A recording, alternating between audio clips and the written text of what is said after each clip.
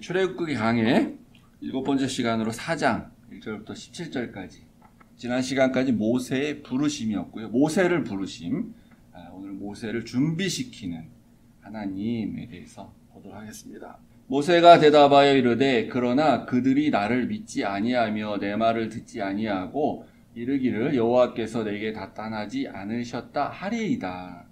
여호와께서 그에게 이르시되 내 손에 있는 것이 무엇이냐? 그가 이르되 지팡이니이다. 여호와께서 이르시되 그것을 땅에 던지라 하시매 곧 땅에 던지니 그것이 뱀이 된지라. 모세가 뱀 앞에서 피하매 여호와께서 모세에게 이르시되 내 손을 내밀어 그 꼬리를 잡으라. 그가 손을 내밀어 그것을 잡으니 그의 손에서 지팡이가 된지라.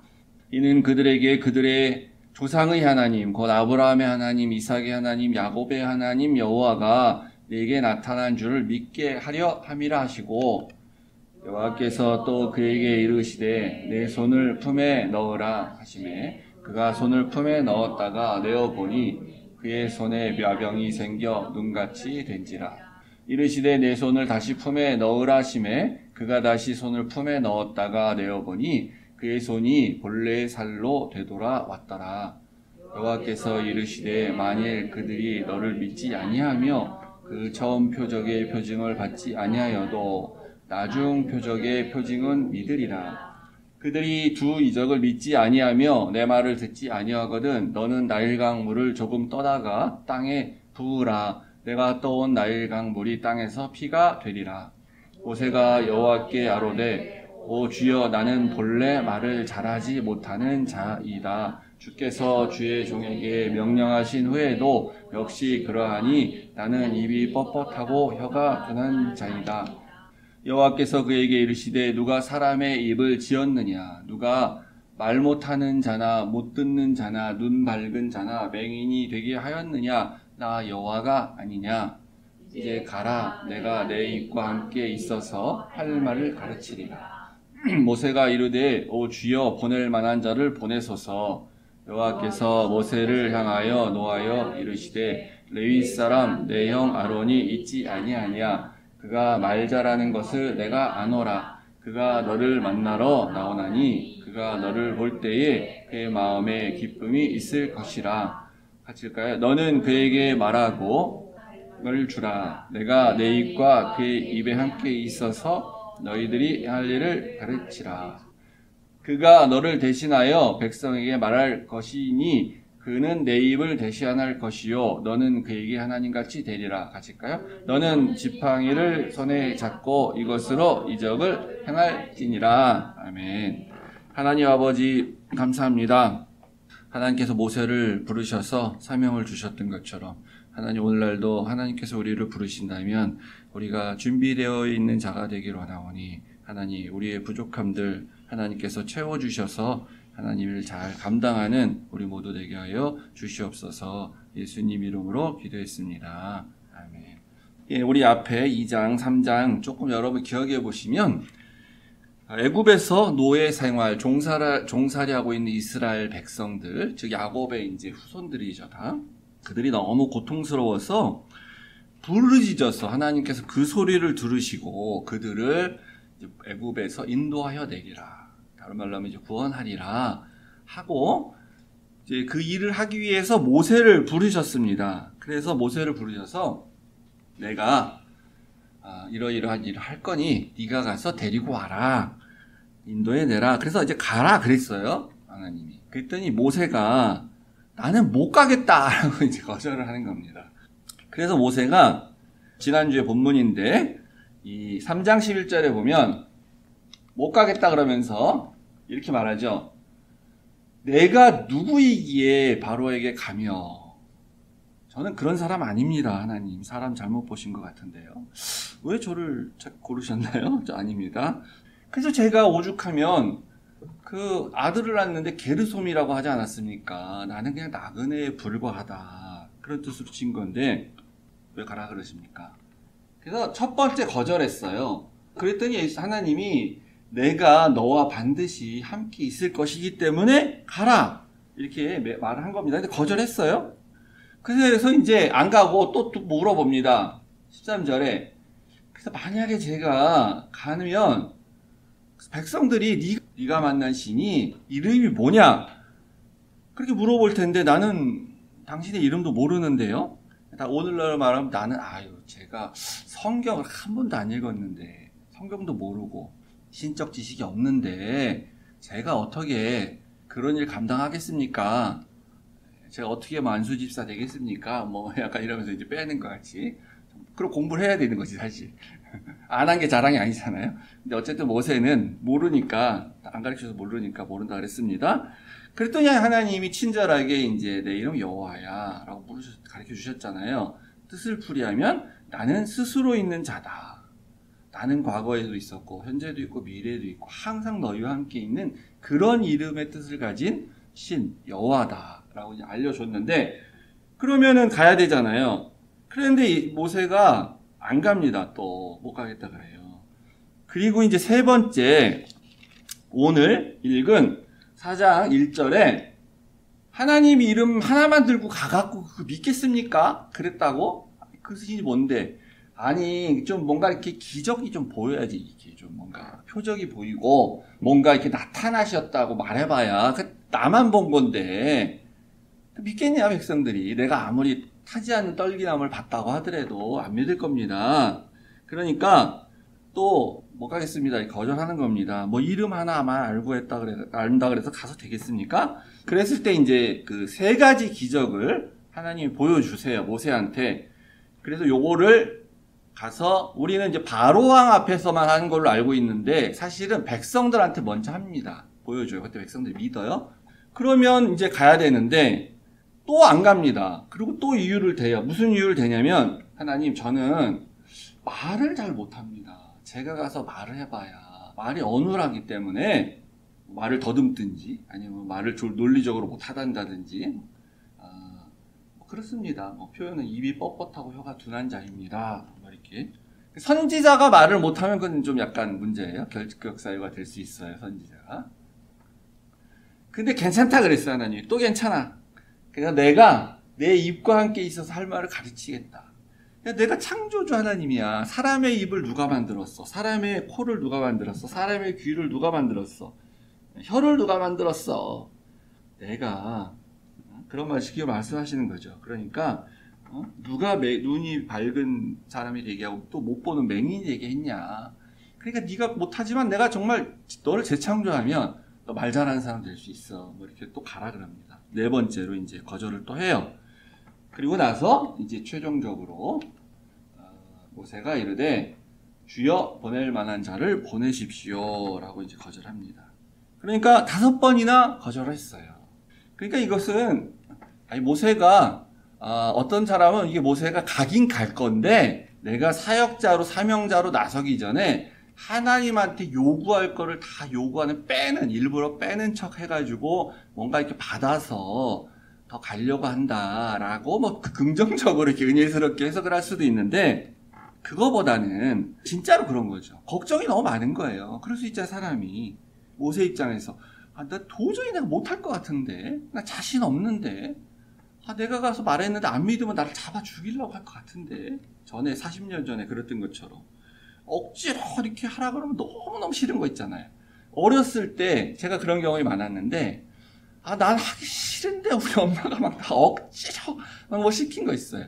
그러니까 뭐 뭘 배워라 이런 게 아니고 사람들 앞에서 가서 뭘 해라 이런 걸 시킨 적이 있어요. 억지로. 정말 싫었거든요. 그때. 난 진짜 싫었는데 그래 혼나기도 많이 했지. 근데 그래서 제가 그런 사람이 아니었는데 이상하게 좀 그렇게 됐어요. 약간 남들 앞에 가서 말을 잘 못하는 사람 어렸을 때 스스로. 그래갖고 제가 근데 그런 사람이 목사가 됐어요. 그러니까 이제 어릴 때 원래 제가 그런 사람이 아닌 건데 엄마가 자꾸 그래가지고 제가 그런 사람인 줄 알았어요. 어디 가서 말 못하는 사람 이렇게. 그래서 어디 가서 뭘 심부름 시켰고 뭐 하고 와라, 뭐 누구한테 가서 뭐 말하고 와라, 뭐 이러면은 너무 싫은 거예요. 그게 막 굉장히 진짜 싫어, 죽기만 싫어. 뭐 예를 들면 이런 거죠. 갑자기 하나 생각나는데 진짜 그랬는지 나 기억도 잘 안 날 때 예를 들면 이제 우리 못 살 때. 야, 가게 가가지고 외상으로 뭐 하나 받아와, 뭐 이런 거 시키고 옛날에 그런 거 안 했거든요. 나한테도 그런 비슷한 일이 있었어요. 나 정말 싫은 거예요. 그래서 정말 싫은데 가라 그러니까, 못 간다 그러는 거죠, 계속. 그럴 수 있습니다. 충분히. 근데 이제 하나님이 이 정도 되면 알았다 그래. 너 못하겠네. 내가 뭐 보낼 사람 없겠냐. 내가 창조주 하나님인데. 그래 너 하지마. 보낼 사람 없겠냐? 다른 사람 보내면 되지. 이러도 될 것 같고, 그냥 모세가 너무 못하겠다 그러니까 그냥, 그래, 알았어. 그렇게 할 만한데, 근데 하나님이 화를 냅니다, 화. 14절 보시면은, 하나님이 모세를 향하여서 노하여, 화를 내세요. 그러니까 화를 낼 정도 상황인가? 물론 화 날 수도 있습니다. 창조주 하나님이 피조물한테 이렇게 하라 그러는데 계속 불순종해. 그러면 화를 낼 수 있지만, 하나님이 뭐 이런 정도 가지고 화를 냈다고 좀 약간 이상하지 않아요? 그죠? 모세가 그렇게까지 너무한 건가? 이게 하나님의 경노설. 하나님 왜 화를 내셨어요? 하나님도 경노하셨어요. 왜 경노하셨을까? 하나님의 경노설. 그래서 이게 긍정적으로 해석하는 사람이 있어요. 긍정적으로 해석하면 어떻게 하냐면 이런 겁니다. 하나님은 진짜 화낸 게 아니다, 지금. 진짜 화난 게 아니고, 그러니까 이 화는 어떤 모세가 용서받을 수 없는 어떤 죄를 져서 그 죄인에 대한 화를 낸 게 아니고 그냥 모세를 더 격려하고 가게 만들려고. 그래서 얼마나 육체가 연약하냐. 이 모세가 자기의 연약함을 이렇게 그냥 때문에 이렇게 하는 말이니까 하나님도 다 이해하시고 그렇게 해서 결국은 보내지 않냐. 그러니까 이건 진짜 화낸 게 아니다. 뭐 약간 이런 이유로 이렇게 해석을 하기도 합니다. 근데 이제 다른 관점에서 해석을 하면 이게 하나님이 창조주 하나님으로서 이렇게 피조물한테 이만한 일로 화를 낼 일은 아닌데 화를 정말 내셨어. 그럼 이거는 진짜로 화를 낸 건데 이 순간에 이 상황 속에서 모세의 이 거절의 행위는 불순종이기도 해요. 물론 거절하는 게 불순종이죠. 하나님 가라는데 안 하니까. 근데 불순종을 넘어서서 죄악된 모습이 그 안에 있다는 거예요, 진짜. 이 모세의 불순종함, 완악함이긴 해요, 그죠? 근데 왜 그러냐, 모세가. 내면 깊숙이 모세 속에 있었던 어떤 죄가 드러나는 거예요. 전혀 언급되어 있지 않지만, 하나님은 아시죠. 모세가 왜 저렇게 하는지, 진짜 이유를. 그래서 40년 살면서 자기도 의식하지 못하고, 자기도 잊고 있었고, 자기는 진짜 이제 다 잊고, 과거의 삶을. 그래서 난 나그네다라고 말하는 정말 그런 삶을 살고 있다고 생각했는데 요 하나님과의 대면하여서 이 대화를 오고 간 순간에 자기도 몰랐던 자기 속 깊숙이 있었던 내면에 뭔가가 드러나서 계속 5번을 거절을 한 거다라고 이제 보게 되는 겁니다. 그래서 그러면 뭐냐? 그 모세의 인생을 잘 살펴보면 알 수 있어요. 우리 알다시피 모세가 그 왕궁에서 왕자로 살았죠. 그죠? 그러니까 왕자로 살다가 한순간에 그냥 나락으로 떨어진 거예요. 한순간에. 그러면 이제 어떤 걸 생각하면 우리가 알 수 있냐면은 인기 절정에 있는 연예인이 최고의 정상에 있거나 하여튼 인기가 많은 연예인들 모든 사람들이 좋아하면서 막 그냥 셀럽이 돼가지고 막 연호하면서 막 이름 부르고 막 이런 막 사람들이 따라하고 옷도 막 따라서 똑같은 거 사서 입고 막 그런 연예인의 그 수준에 있다가 갑자기 뭔가 하나 실수를 하거나 뭐가 드러나서 확 완전히 나락으로 떨어지는 그런 경우 보죠. 그러면은 이제 그 다음에 어떻게 됩니까?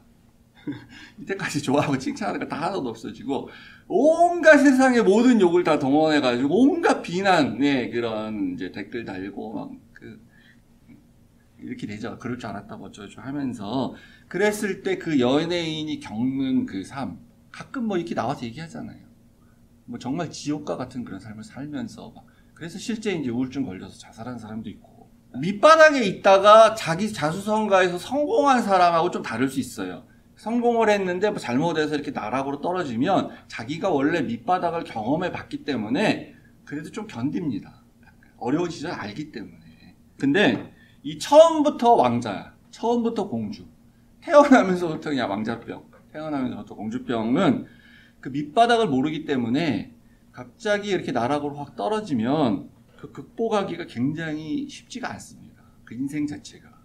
그냥 정말 죽지 못해 사는 것 같이 그렇게. 그리고 그냥 아무 생각 없이 살아가는 거야. 아무 생각 없이 살아가는 거. 근데 왕자로 있을 때에 그때 겸손한 성격이고 내가 이런 시련이 이런 게 닥쳐도 견딜 수 있다라고 생각하는 사람. 예를 들어서 요셉같이 왕자까지는 아니었지만 그 요셉이 채색 옷을 입고 온갖 사람을 독차지하면서 살았는데 이제 완전히 나락으로 떨어졌죠. 근데 똑같은 삶을 살죠. 그런 사람도 가끔 있긴 있어요. 요새까지. 그러면 견딜 수 있어. 근데 이제 그렇지 못하면 나는 왜 이렇게 됐지? 내가 무슨 죄를 졌지? 내가 이렇게 되는 데 있어서 누가 제일 책임이 있는 거야? 어떤 놈, 고놈, 그게 나의 원수야. 먼저 평생 이런 생각을 하면서 살아가게 됩니다.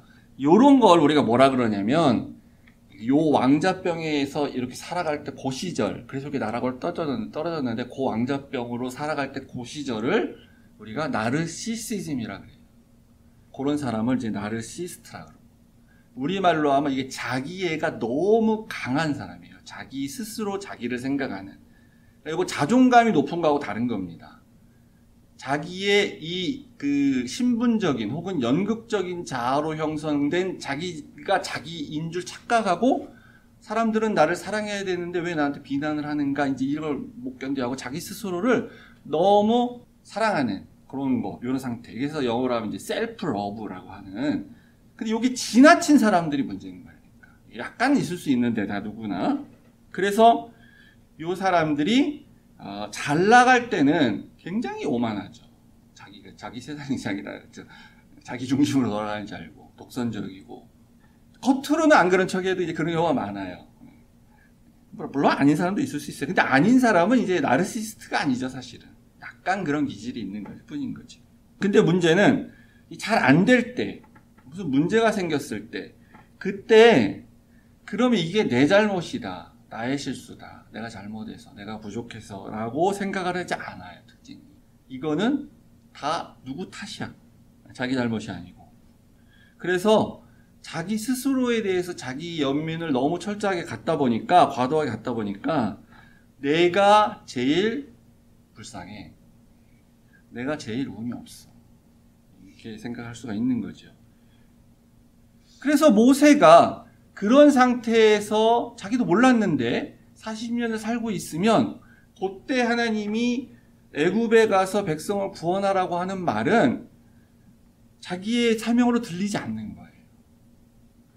내가 이 모양인데, 내 자신이 이런데 내가 어떻게 애굽 백성을 가서 구원한단 말이야. 이제 이렇고 그 다음에 하나님이 그들의 부르짖음을 내가 들었다. 그들은 지금 너무 노역에서 힘들게 살고 있다 라고 말하는데 거기에 대해 공감이 안 돼. 뭐가 힘든 거지? 나도 다 알아. 옛날에 와기급에 있어봐서. 뭐 이런 거죠. 그래서 뭐가 불쌍해? 나는 그들보다 더 불쌍한 사람이야. 저 사람들은 그래도 선진국 애굽에서 살잖아. 난 여기 광야에 나와서는 40년간 그냥 양떼나 치고 있고 뭐 이런. 그래서 이제 우리가 미국 살다가 지금은 안 그런데 그 예전에는 한국 못 살 때 이제 미국 가서 이민 살다가 한국 가면은 다들 그렇게 생각하지. 한국에서 미국 가면 우리 다 잘 사는 줄 알잖아. 한국에서 다 성공하고 미국이라는 잘 사는 나라 선진국에서 살고 있는데 무슨 뭐 힘들고 어렵다 그러냐. 그래서 막 이제 그런 식으로 생각하잖아요. 속도 모르고. 그런 거예요, 그러니까. 내가 당한 거에 생각하면 그들은 아무것도 아니야. 이렇게 생각하죠. 근데 뭘 나한테 가서 백성들을 구원하라 그러냐. 정말 하나님이 그걸 원하시면 그러면 나를 다시 옛날의 왕자와 같이 신분을 회복시켜 주시든지 다시 왕이 되게 해주시든지. 그럼 내가 왕이 되니까 내가 내 권한과 내 그 권력으로 백성들 회복시켜 주지. 그 기적 뭐 몇 번 보여주셨다고? 그거 가지고 형 아론이 말 잘하니까 내가 네 형이 네 옆에 있게 해줄게. 뭐 그거 가지고 그거 갖고 난 못한다. 요런 마음에 그런 병적인 나르시시즘이 있었다라고 생각해 볼 수 있습니다. 저는 이제 이 해석에 동의합니다. 이 부분에. 왜냐하면 우리가 다 그런 마음이 있기 때문에 또. 요 마음을 극복해야 돼요. 요런 상태의 마음은 요건 하나님 앞에 죄예요. 그러니까 하나님께서 다 아는데 모세가 그런 사람인지 다 아는데 그래도 부르신 거예요. 왜냐하면 하나님이 고치실 수가 있기 때문에. 그래서 하나님은 완전한 사람을 불러서 쓰지 않아요. 잘. 뭔가 약간 문제가 있는 사람. 그래서 이제 모세가 그렇게 그렇게 하지 않았는가 생각이 되는데, 그래서 하나님께서 이 세 번째 거절과 네 번째 거절 사이에 하나님께서 세 가지 이적을 이제 보여주시는 것입니다. 그 중에 첫 번째가 이 목자의 그 지팡이를 땅에다가 바닥이죠. 던져라. 그러면 그것이 뱀이 변하게 된다. 뱀으로 변하게 된다라는 것인데, 우리는 이걸 좀 약간 이제 이상하게 생각할 수 있습니다. 왜 하필이면 또 뱀으로 변하는 것이냐? 지팡이가 이제 뭐 이렇게 다 상상이 가시겠지만 기니까 뱀도 길게 이렇게 비슷하잖아요. 그래서 이제 뱀으로 변하는 건가 이렇게 생각할 수 있는데, 당시의 뱀이 어떤 것을 상징하는가라는 것을 좀 봐야 될 필요가 있습니다. 예전에는 이제 이것을 이런 식으로도 막 설교를 했습니다. 이 목자의 지팡이는 바로 목자가 사명을 이루기 위한 그런 도구, 사명의 도구 같은 것이죠. 사명 자체일 수도 있고. 그런데 그것을 이렇게 아무렇게나 생각해서 바닥에다 던지고 내팽개치고 그러면 그거는 이제 그 부정적인 의미에서 뱀 된다, 뱀으로 변한다, 뭐 이런 설교도 하고 그랬습니다. 혹시 여러분 들어보셨는지 모르겠는데, 저는 어렸을 때 그런 설교도 좀 들었습니다. 그래서 이제 교사 시켰는데, 혹은 집사 시켰는데, 아이 나 저 못합니다 하고 그냥 던지면 그럼 뱀 되는 거다. 그래서 그러면 안 된다. 뭐 이런 설교도 이제 하고 그랬었습니다. 그거보다는 당시에 이 뱀이 뭐를 상징하느냐는 거예요. 당시의 뱀. 하와를 유혹하기 위해서 나타난 사단의 그런 모양으로도 뱀으로 나타나죠. 그래서 그 뱀이 우리가 생각하는 그런 뭐 무섭고 징그럽고 더럽고 막 약간 그런 게 아니라, 당시에 사람들한테는 이 뱀이 특별한 존재였던 거예요. 심지어는 왕권을 상징하는 그런 존재입니다. 그래서 뱀을 숭배하기도 합니다. 그래서 뱀에 대한 신이 있고, 전 세계적으로 그런 것들이 다 있어요, 유적적으로. 심지어 우리나라도 있습니다. 제주도 이런 데 가면은 뱀을 숭배한 것과 같은 그런 돌에다가 뱀을 새겨놓은 그런 흔적도 있고요. 그래서 창세기 말씀드릴 때 한번 보여드렸는데, 이집트 왕의 가면이 있죠. 파라오의 가면. 제일 유명한 게 이제 그 투탕카멘 왕이라는 왕의 그 마스크가 발견됐는데, 거기 보시면 그 머리 위에 여기에 코브라 뱀 모양이 이렇게 있습니다. 거기 이렇게 톡 튀어나온 게. 혹시 그거 관련된 영화 같은 거 보시면 여러분 자세히 보세요. 혹은 왕이 나타났을 때 위에 왕관 같은 거를 두르고 있을 때 거기 이렇게 뱀 모양이 있어요. 바로 뱀이 왕권을 상징하는 것입니다. 왕권을. 그래서 이 왕권을 상징하는 뱀은 하나님의 이적으로 만들 수도 있는 거다라는 이제 이런 모양을 보여주는 것이에요. 그래서 모세가 바로 앞에서 이 지팡이를 던지는 거죠. 네가 숭배하는 왕권의 상징인 이 뱀은 하나님의 이적으로도 이건 얼마든지 만들 수 있는 것이다 라는 그런 뜻이에요. 그런데 재밌는 것은, 그랬더니 바로가 자기네 나라 애굽의 이제 그런 술사들이라고 부르는데, 뭐 일종의 마술사와 같은 그런 사람들이죠. 그 사람들을 불러 모아가지고, 야, 너희들도 해봐. 이렇게 하는 거죠. 이 정도는 우리도 할 수 있는 거야.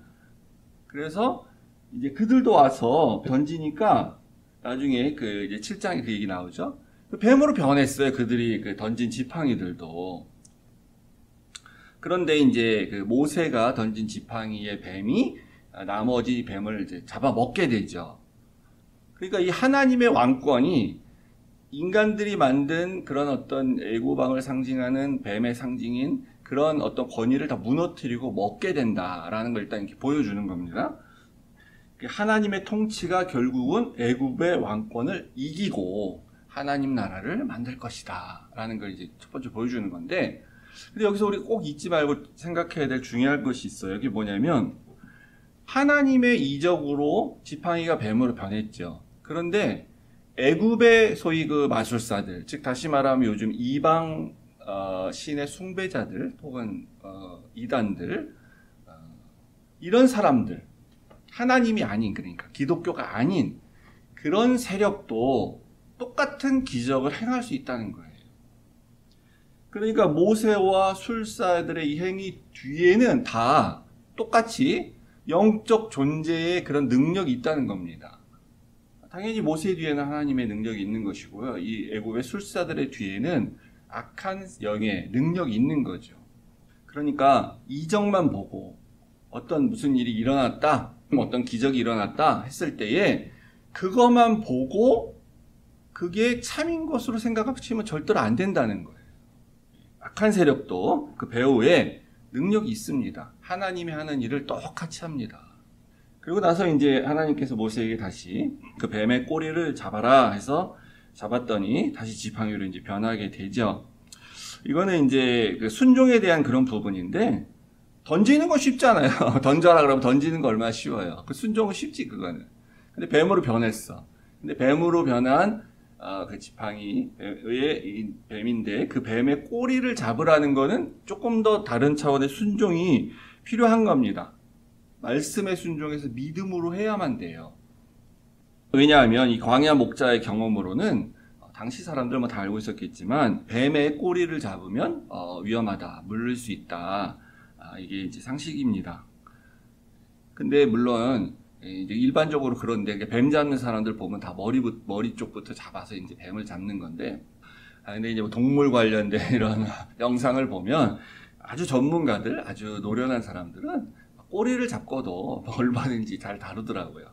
근데 이제 그거는 예외적인 거고, 그래서 말씀에 꼭 순종할 수 있는 믿음이 있어야지만 이제 꼬리를 잡을 수 있는 건데, 그래서 꼬리를 잡았어요. 그래서 이것은 또 이제 애굽 왕권은 하나님의 손아귀에 있다, 이렇게까지도 볼 수 있는 것입니다. 이제 두 번째 기적은 모세가 손을 옷 속에다 넣었다가 빼니까, 그러니까 그 손이 이렇게 하얗게 돼가지고 나병 환자의 그런 손같이 피부병이 생겼습니다. 그러니까 이게 꼭 그런 어떤 우리가 말하는 한센병, 그런 나병, 그런 거가 아닐 수도 있고요. 어쨌든 심한 피부병의 모습인데, 그래서 우리가 무조건 이렇게 나병에 대한 그런 거에 대해서 부정하게 지금은 생각할 필요가 없습니다. 병의 원인을 다 알고 있기 때문에. 그러나 당시에는 일단 이런 웬만한 피부병은 다 나병, 이렇게 이제 지칭을 하게 되는데, 어쨌든 그건 부정한 것이다. 그것은 공동체에서 괴리되는 것이다 라는 거죠. 그런데 이것을, 이 손을 다시 또 넣었다가 뺐더니 이제 다시 원래 손처럼 깨끗해졌습니다. 그 얘기는 이제 당시에 이스라엘의 상태를 상징하고 있죠. 당시의 이스라엘 백성들의 상태. 손은 손이로되 완전히 죽은 손, 썩어서 곧 없어질 손, 잘라버려야 될 손, 그런 죽은 상태. 그게 지금 현재 이스라엘의 모습이라는 것입니다. 그런데 이제 하나님의 말씀에 순종해서 다시 품 안에 넣었다가 빼는 그런 순종을 하게 되면, 그러면 회복이 된다라는 것이에요. 그러니까 말씀에 대한 순종이 먼저다. 말씀에 대한 순종을 하면 그러면 이적도 나오게 되는데, 근데 그 이적보다 항상 우선하는 것은 하나님의 말씀이다, 이런 것이에요. 그래서 그것을 정확하게 이제 표현해 주는 게 이제 재미있는 말씀이 8절에 나오는데, 화면 보시면은 8절에 이런 말이 나오죠. 여호와께서 이르시되 만일 그들이 너를 믿지 아니하며 그 처음 표적의 표정을 받지 아니하여도 나중 표적의 표징은 믿으리라. 여기 특이합니다. 아주 표현이 표적의 표징, 표적의 표징이라는 거예요. 이게 무슨 말이냐? 표적의 표징. 혹시 여러분 성경에 그 각주가 나와 있는지 모르겠는데, 그 각주를 따라가 보면 이 표징이 소리라는 뜻도 있답니다. 소리. 표적의 표징은 표적의 소리라는 것이에요. 이게 굉장히 중요한데, 표적에는 소리가 있다는 것입니다. 그러니까 무슨 이상한 괴성이 나고 뭐 천둥번개 소리가 나고 그런다는 게 아니라, 표적이 일어나면 거기에 소리, 말씀이 있다는 거예요. 그걸 우리가 들어야 되는 거예요. 그래서 우리 개역 개정 성경이 좀 어려운 부분도 있고, 개역 다시 또 개정한 건데도 좀 그런 어색한 부분, 조금 그래도 또 잘 안 쓰는 부분도 여전히 있고 그런데, 근데 이런 부분이 저는 참 이제 마음에 들어요. 그래도 그나마. 그러니까 이제 웬만 좀 모르는 거는 이렇게 좀 찾아보면 돼요. 그리고 제가 또 설명드리고 목사가 이렇게 설명하면 되는 거고. 해번역이나 현대인의 성경 같은 경우에는 이런 의미를 살리지를 못했습니다. 그냥 표적 혹은 표징 이렇게만 나와요. 근데 이제 영어 성경에도 대체적으로 그런데 킹 제임스 버전만 제가 찾아보니까 The Voice라고 나와요. The Voice of Sign 혹은 The Voice of Miracle 뭐 이런 식으로. 그러니까 표적이 일어나는데 거기에는 소리가 있다는 것입니다. 소리. 표적을 보면서 이거는 소리인데 시각적으로 알 수 있다는 거죠. 시각화하는 거예요. 무슨 소리가 있어요, 그러니까. 아까 말씀드린 것처럼 뭐 천둥 소리 그런 게 아니고 표적은 일어나는데 그 표적을 보면 거기에 하나님의 말씀하심이 있다는 겁니다. 그래서 요한복음 강해에 설교 쭉 할 때 말씀드렸는데 요한은 예수님이 하신 수많은 그 기적들 중에서 7가지만을 뽑아서 표적 혹은 이적이라고 하면서 이렇게 소개를 합니다. 그때 그 7가지 그래서 기적에는 예수님께서 왜 이런 것들을 일으키셨냐, 왜 이런 기적을 행하셨냐 하는 해석이 따라오게 돼요. 무슨 이유에서 이렇게 하셨는가.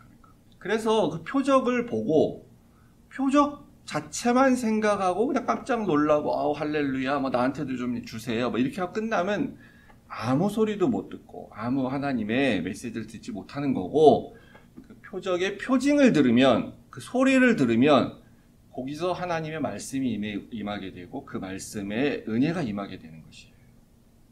그래서 요한복음 7가지 기적은 다 뭐였다? 내가 하나님이다. 나는 방해문이다. 나는 선한 목자다. 이렇게 해서 7가지. 내가 바로 메시아이며 동시에 내가 성부 하나님, 성자 하나님과 함께 삼위일체의 하나님이다. 그래서 내가 유일한 구원의 길이다. 이걸 계속해서 얘기하신 거죠. 그러니까 결국은 표적을 주시는 이유도 말씀이 목적이에요. 말씀을 전하는데 말씀만 듣고 안 믿으니까, 깨닫지를 못하니까 표적을 주시면서 말씀을 동시에 줘서 깨닫게 하려고 하는 게 하나의 목적인 거죠, 당연히.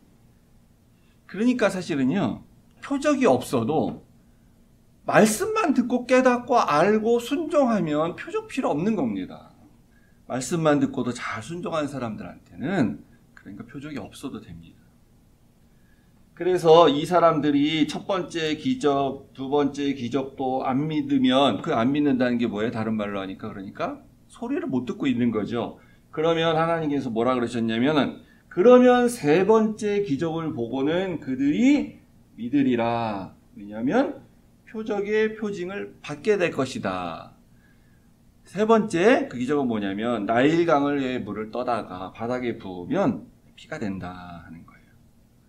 그러니까 앞에 2개의 이적과 비교해서 세 번째 이 표적, 이적은 실로 어마어마한 거죠. 뭐냐면 나일강은 당시에 그 자체가 그들에게 신입니다. 신. 근데 그들이 믿었던 그 신이 완전히 하나님의 말씀 앞에서 무력화되는, 피로 변했다는 건 이제 죽었다는 그런 의미지 않습니까? 그러니까 말씀 앞에서 완전히 무력화되는, 그냥 그거는 한낱 그냥 강물일 뿐이야. 그냥 강물.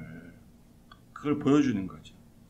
그래서 그들이 믿고 있는 그 신화 사상, 그 다신교 세계관, 그것을 완전히 하나님의 말씀으로 다 해체시키고 그것을 내가 다 죽이겠다라는, 원래 살지도 않았기 때문에 사실은 죽이는 것도 아니죠, 사실은. 근데 이제 우리의 이해를 돕기 위해서 그렇게 표현을 하는 거죠.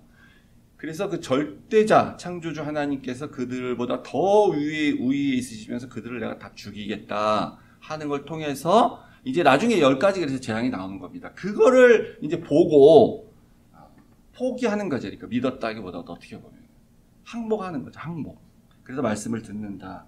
말씀을 이제 그럴 것이다 라고 하나님이 알려주시는 거예요.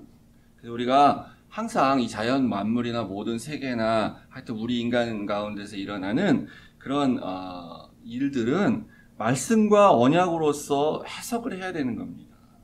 어떤 신화나 전설이나 어떤 신비한 이야기 그런 걸로 해석을 하면 안 된다라는 걸 우리가 볼 수 있습니다. 근데 이제 16절에 보면 재미있는 표현이 하나 있어서 여러분들이 오해를 하실까봐 좀 잠깐 말씀드리는데 16절 보시면은 너는 그에게 하나님같이 되리라 이런 말이 있죠. 아니 왜 하나님같이 되지? 이 아론이 너를 대신해서 너의 입을 대신해서 백성들에게 말하게 되는데 그러면 어떻게 되냐면 모세 너가 아론이 볼 때 모세 너는 하나님같이 된다는 거예요. 그 모세를 무슨 뭐 하나님으로 섬기라는 겁니까? 무슨 교주가 새로 탄생한 것도 아니고 굉장히 위험한 말처럼 보여지지 않습니까? 괜히 모세가 우쭐대고 내가 그래 나 하나님같이 돼 내가 이렇게 막 그런 생각하라는 게 아니고 이거는 그냥 이제 당시에 문화적 배경에서 모세도 당연히 무슨 말인지 금방 알아들을 수 있는 것입니다. 당시에는 이제 왕의 대변인이 있었어요. 또 왕의 대변인. 그러니까 왕이 보통 직접적으로 백성들한테 나서서 막 연설하고 이렇게 하지 않습니다. 무슨 얘기를 한다거나 이렇게 하지 않아요. 왜냐하면 왕은 신이기 때문에 그래요. 그래서 왕은 신이니까 인간하고 같이 말하지 않습니다. 그래서 항상 표정이 없고 그 대변인한테 왕의 대변인 오늘날 치면 대변이죠. 그러니까 귀에다 대고 속닥속닥 얘기하면 이 대변인이 백성들한테 가서 우리 왕께서 이렇게 말씀하셨다 라고 이제 전달하게 되는 겁니다. 약간 이거 신비주의인데 이게 되게 신비롭죠. 백성들 입장에서 보면은 왕을 신비한 존재로 생각하는 거잖아요. 신비주의인데 그게 당시의 문화이기 때문에 하나님도 그 문화적 방법을 그대로 알려주는 겁니다. 사람들이 그렇게 이해하고 있기 때문에. 그래서 모세가 하나님의 말씀을 들어서 이제 중간 하나 더 있는 거예요. 아론한테 하나님이 직접 아론한테 말씀하지 않고 모세한테 말씀을 하셨는데 근데 모세가 말이 어눌하다 그래갖고 말 잘하는 형 아론을 세웠기 때문에 모세가 다시 또 아론한테 얘기를 해줘야 됩니다. 하나님이 뭐라고 얘기하셨는지. 그러면 아론 입장에서 보면은 모세가 바로 하나님이 직접 말한 사람처럼 된다는 거예요. 그런 뜻입니다. 그래서 하나님같이 되리라 그렇게 된다는 거죠. 그래서 이제 모세는 떠날 준비를 다 해야 하고 이제 하게 됩니다. 그래서 결국은 이제 그 장인한테 얘기하고 다음 주 볼 말씀 보면 이제 애국으로 떠나게 되는데 그래서 모세는 지금까지 그럼 무슨 준비를 했느냐 계속 변명과 거절만 한 것처럼 보이는데 사실 그 과정을 통해서 심리적인 준비를 했습니다. 오늘 드린 말씀처럼 너무 지나친 자기애적 그런 집착에서 일단 벗어나서 그래야지만 하나님 말씀을 순종하고 하나님 말씀을 더 공감 있게 듣고 그리고 자기 백성들의 그런 절망적인 절규, 부르짖음에 대한 공감이 있고 그런 가운데에 나서야지 이 백성들이 나중에 보면 계속 모세를 힘들게 하고 말도 안 듣고 또 배반하고 막 그러지 않습니까? 그럴 때에 백성을 대신해서 하나님께 알아낼 수 있는 그런 사람이 되죠. 그렇지 않으면은 언제든지 그냥 포기하게 되는 거잖아요. 내가 뭐하러 이 백성들이 이 고생을 하고 이 욕을 들어가며 내가 이걸 하랴 이러면서 선교사도 이런 마음이면 그럼 금방 때려치고 돌아오게 되죠. 목회자도 그런 마음이면은 목회하다가 그냥 무슨 경제적인 그런 어려움이 없고 그러면 그냥 그만 못하겠어요. 교인들이 이렇게 말도 안 듣고 막 그러는데 내가 애써봐야 무슨 소용이 있겠습니까? 이러지 않겠어요. 그러니까 자기의 그런 심리적 준비, 자기의적 집착 이런 것을 버리고 하는 그런 준비를 하게 됩니다. 그리고 나서 다시 한번 이제 자기 정체성을 가져야 돼요. 나는 누구인가? 나는 모세지만 그 하나님의 부르심을 받은 모세, 하나님의 백성으로서의 나, 애굽의 이 백성들을 인도하러 가는 사람인 그런 선지자로서의 모세인 나는 누구인가? 정체성을 확실히 해야 됩니다. 우리는 나를 포함한 우리 애굽에 있는 우리 히브리 백성은 하나님의 백성이다. 그리고 우리는 예배드리는 공동체, 제의적 공동체다. 그거 안 하면 안 된다. 우리도 교회에서 마찬가지입니다. 우리 누구냐? 우리 교회는 뭐냐? 우리 교회의 우리 구성원과 우리 목사와 우리 교회의 성도들은 누구냐? 하나님 백성 당연하죠. 그건 다 잘 알아요. 구원받고 싶으니까. 구원받아야 되니까. 근데 반드시 예배 드리는 공동체여야 됩니다. 제의적 정체성 가져야 됩니다. 그리고 나서 우리가 허튼 것 쫓아다니지 않기 위해서 창조에 대한 그런 새로운 세계관, 정체성 확립해야 되는 거죠. 신화적인 혹은 또 뭐 오늘날 같은 과학적인 그런 생각에 기반해서 인정해도 안 되고 부정해도 안 되는 거예요, 동시에. 둘 다 잘못이에요.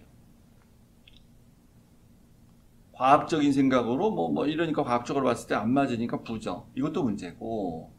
그다음 밑도 끝도 없이 믿어가지고 신화적 세계관을 가지고 무조건 믿어 인정하는 거. 이것도 문제인 거예요. 그게 아니고 모든 현상을 우리 하나님 말씀에 비춰봤을 때에 신비주의적인 것, 신화적인 것은 배겨가고 또 혹은 과학적인 것들은 과학적이지만 과학적 사고이지만 또 받아들이고 인정해야 될 것도 있고 무조건 배척해서는 안 되고 당연히 그런 생각을 가지고 하는 어떤 그런 정체성을 확립을 하고 그 준비를 해야 됩니다.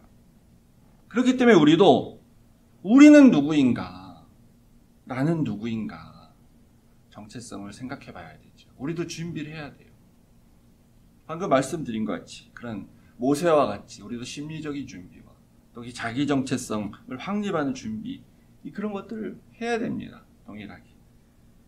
그러면 내가 비록 죄도 있고 병적인 그런 심리적인 연약함도 있고 순종하고 싶지 않은 것도 있고 또 말씀도 잘 모르고 하나님이 누군지도 잘 모르겠고 그런 게 있다 할지라도 하나님이 쓰시고자 하시면 그러면 고치는 과정을 거쳐서 쓰시는 거예요. 하나님께서 고치세요. 또 하나님이 쓰고자 하시면 그래서 고치신 다음에 도와주십니다. 아론 같은 사람 붙여주는 거죠. 그래서 혼자 하는 게 아니고 무슨 뭐 예배위원회면 예배위원회, 뭐 다락방 모임은 다락방 모임에 다른 사람이 있는 거잖아요. 같이 하라고. 그렇게 하시다 보면 그 오래전의 상처들, 40년 전의 기억들, 또 40년간 정말 나락으로 떨어진 것 같은 그런 인생 사는 40년 허무한 생활같이 생각했던 그런 기간들 그것도 하나님께서 회복시키셔서 그렇게 사용하신다. 하나님 쓰신다. 그게 바로 우리가 오늘 준비해야 될 우리도 하나님 앞에서 나는 누구인가? 우리는 누구인가? 질문해야 될 우리의 과제라고 생각합니다. 우리 다 같이 일어서셔서 우리 마지막 찬양 너희는 가만히 있어 하나님이 일하신 볼지어다 하는 그 애굽에 탈출하고 나서 홍해바다 앞에서 절망 가운데 있을 때에 하나님이 어떻게 하시는가를 봐라 라고 하는 그때 불렀던 우리 그 심정 노래로 우리 마지막 찬양 함께 하고 마치도록 하겠습니다. 아멘.